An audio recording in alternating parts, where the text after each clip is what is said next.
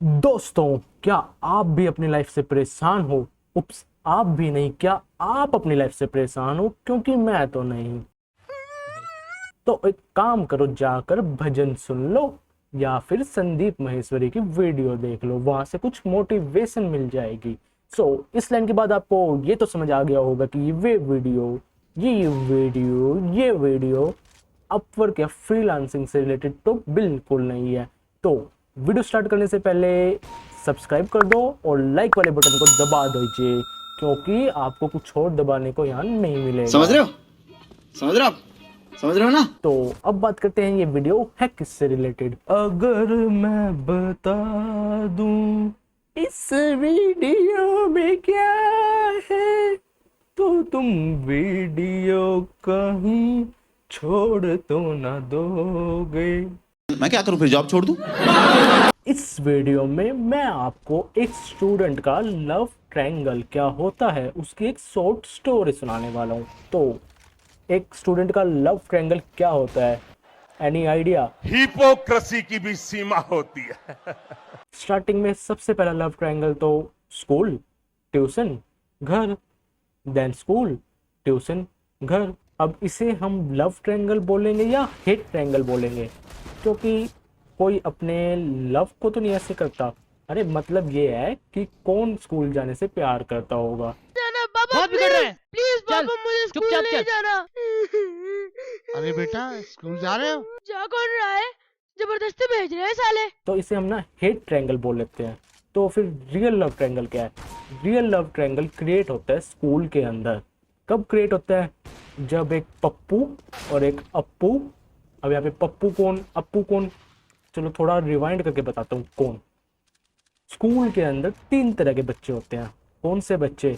एक जो टॉपर होते हैं, एक जो क्या होते हैं, डफर या लास्ट बेंचर, और एक बेचारे वो जिनके पास बहुत ज़्यादा दुख होता है और वो बेचारों की लाइफ पूरी तरह झंड होती है। वो कौन से बच्चे होते हैं? वो होते हैं मीडियोकर्स। अब वो मीडियोकर्स इतने बेकार लाइफ में क्यों होते हैं? क्योंकि ना तो वो बेचारे टॉपर बन पाते, ना वो बेचारे डफर कहला पाते। अब क्यों? क्योंकि आपको भी पता होगा, हमेशा वही बच्चे स्कूल में याद रहते हैं जो या तो कुछ ज़्यादा ही अच्छे होते हैं या कुछ ज़्यादा ही बेकार होते हैं। जो एवरेज स्टूडेंट होते हैं ना, उनको कोई नहीं याद करता। अब हमें लव ट्रायंगल के बारे में सुनना चाहिए। अब बात यहाँ से स्टार्ट होती है कुछ ऐसे। मेरे स्कूल में एक मीडियोकर लड़की थी। लड़की नहीं, पापा की परी। ठीक है ना, पापा की परी थी। और एक इंटेलिजेंट बॉय था। कौन था? पप्पू। और एक था डफर। कौन? अप्पू। अब हुआ कुछ ऐसा, जिस दिन वो एवरेज लड़की मीन्स पापा की परी स्कूल में आई, उसी दिन अप्पू और पप्पू दोनों के दिल उसके पीछे पीछे पड़ गए। दिल पीछे कैसे पड़ गए भैया? दिल कैसे पीछे पड़े? कैसे कैसे कैसे? चलो दिल छोड़ो, अप्पू और पप्पू ही पीछे पड़ गए उस लड़की के। अब तो अब हुआ कुछ ऐसा, जैसे कि हमेशा होता ही है। जो टॉपर बच्चे होते हैं वो थोड़े होते हैं कैसे, शर्मीले टाइप के, और जो डफर या लास्ट बेंचर होते हैं वो होते हैं पूरे कौन से, लीडर, गब्बर, कुछ ऐसे। मीन्स उन्हें डर नहीं होता, क्योंकि वो पहले ही बहुत कुछ सुन लेते हैं टीचरों से या घर से कि ये है वो है, तो वो निडर बन जाते हैं। तो क्या हुआ, अप्पू और पप्पू दोनों लड़की को प्रपोज करना चाहते थे, लेकिन पप्पू डरपोक था तो वो प्रपोज कर नहीं पाया। और अप्पू ने इस मौके का फायदा उठाया, उसने उस लड़की से दोस्ती कर ली और वो दोनों फ्रेंड्स बन गए। इस वजह से पप्पू के मन में बहुत ज्यादा आग लग गई। मन में आग कैसे लगती है? घर में तो आग सुना है, चलो उसके अंदर ही आग लग गई। पप्पू के अंदर आग लग गई। लेकिन पप्पू के पास एक एडवांटेज थी। क्या एडवांटेज थी? वो था एक इंटेलिजेंट बॉय। और अप्पू कौन था? अप्पू था लास्ट बेंचर। और लड़की कौन थी? सॉरी, पापा की परी कौन थी? पापा की परी तो थी एक मीडियोकर। अब क्या हुआ, एग्जाम का टाइम आया, जिसकी वजह से बच्चे बहुत दुखी थे, क्योंकि एग्जाम के बारे में सुन के कभी भी कोई भी खुश नहीं होता। हम भी दुखी होते हैं जब भी एग्जाम आते हैं। तो ऐसे ही एग्जाम का टाइम चल रहा था और पप्पू पापा की परी के आगे बैठा हुआ था। लेकिन पापा की परी उस दिन थोड़ा कम पढ़ के आई थी, क्योंकि वो मस्ती करने में ज़्यादा खोई पड़ी थी। तो उस दिन हुआ क्या हुआ, उस दिन पापा की परी और पप्पू की निगाहें मिली।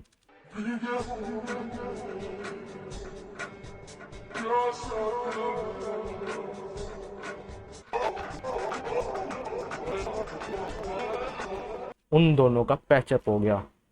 पैचअप हो गया निगाहें मिलने से? ऐसे कैसे हो गया? अरे हुआ कुछ ऐसा था कि पापा की परी ने सारा पेपर पप्पू के पास से करा और पप्पू ने उसको जानबूझ के पेपर दिखाया। क्यों दिखाया?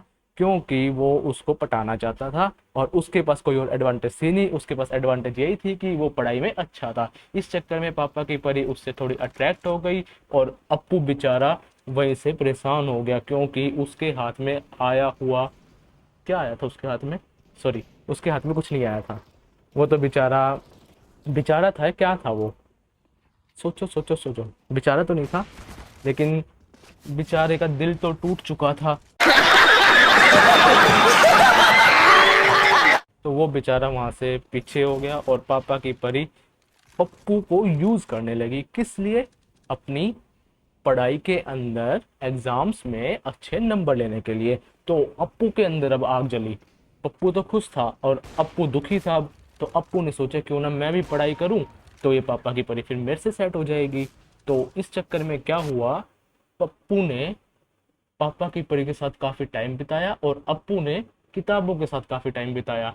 और ऐसे ऐसे ऐसे होता ये गया, पप्पू अल्फा बीटा गामा छोड़कर बेबी बाबू सोना याद करने लग गया और अप्पू किताबों के साथ इतना खो गया कि वो खूब पढ़ने लगा। और एक बार फिर से एग्जाम टाइम आया और एग्जाम में अब की बार पप्पू को कुछ नहीं आता था और पापा की परी उससे डिसअपॉइंट हो गई कि इसको तो कुछ नहीं आता, फिर क्या फायदा हुआ इसको अपने साथ रखने का। तो उन दोनों का हो गया ब्रेकअप। लेकिन जो अप्पू था वो फिर भी फेल हो गया इतना पढ़ने के बाद भी। ऐसा क्यों हुआ?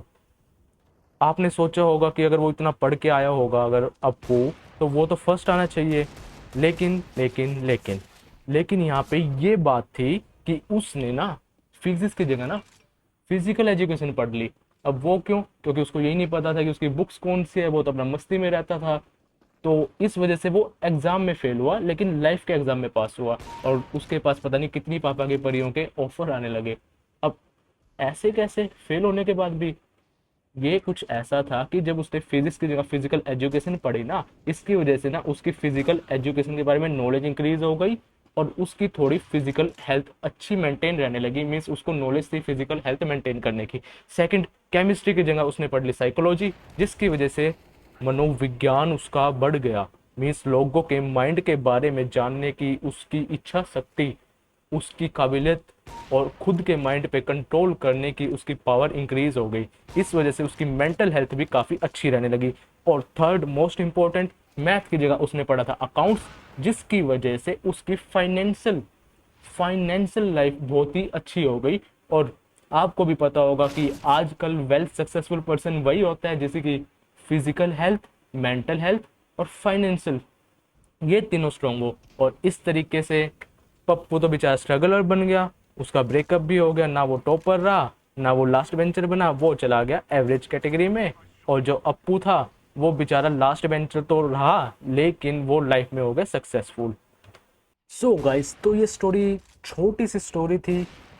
आप इसको अपनी लाइफ से रिलेट कर पाए नहीं कर पाए वो कमेंट करके बता देना। अगर स्टोरी बेकार लगी है तो वो भी बता देना, और अगर स्टोरी इंटरेस्टिंग या अच्छी लगी या थोड़ा आपको मनोरंजन यहाँ से मिला तो वो भी बता देना। और हाँ, एक और मेन बात, अब मैं मेन बात पे आता हूँ। मेन बात ये है, थोड़ा बहुत काम वाम कर लो। अगर आपके पास ऑलरेडी कोई पापा की परी है ना, उसको संभालने के लिए मनी चाहिए, और अगर मनी नहीं होगी तो वो पापा की परी कब किसी और के साथ उड़ जाएगी वो मुझसे बेहतर कोई नहीं समझ सकता।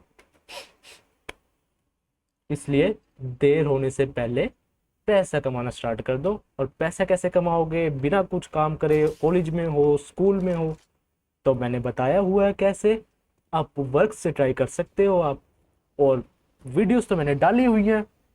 इसलिए पापा की परी किसी और के साथ चली जाए उससे पहले आप पैसा कमाना स्टार्ट कर दो, नहीं तो वो कब आपका काट के उड़ जाएगी आपको पता नहीं चलना। So guys, thanks for watching. मिलते हैं जल्दी नेक्स्ट वीडियो में।